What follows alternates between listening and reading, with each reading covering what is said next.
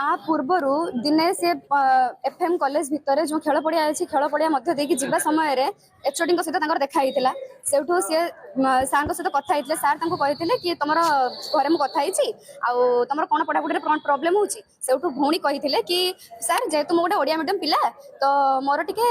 English बुझे टे problem हो तो सेटा ध्यान देवे आप सेठू सार कहते कि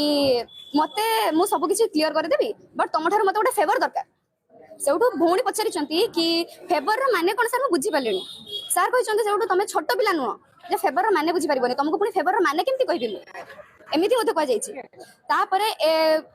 कहुपर जितेबाला एकेडमी तरफ रू माने कॉलेज तरफ रू मास्टर ट्रेनर दायित्व दि जाइए जो सेल्फ डिफेन्स से सी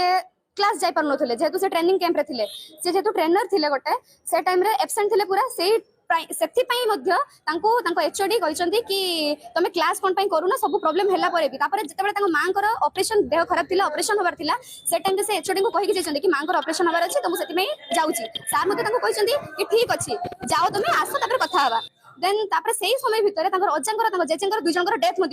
से लंग टाइम छुट्टी नहीं छुट्टी ना आसवा सार क्लास भितर पशिया देना आउ दिने doubt clear time doubt clear जिते सार कहते कि डाउट क्लियर क्लास हम आज से टाइम जिते भौणी आम डाउट क्लियर करने क्वेश्चन कर भौणी सार कहते कि तुम डाउट क्लियर हम ना एमती कहुई कि तुमको मुझे पर्यटन एठू पास करके नहीं पारे ये तुमको ये पास कर पारे एटा धमक दि जाइए तो आज्ञा एसबू जेहेतु किसी निगला पदक्षेप से चरम सीमार पहुंची भौणी आज बसी धारणा बसी सीमार पहुंची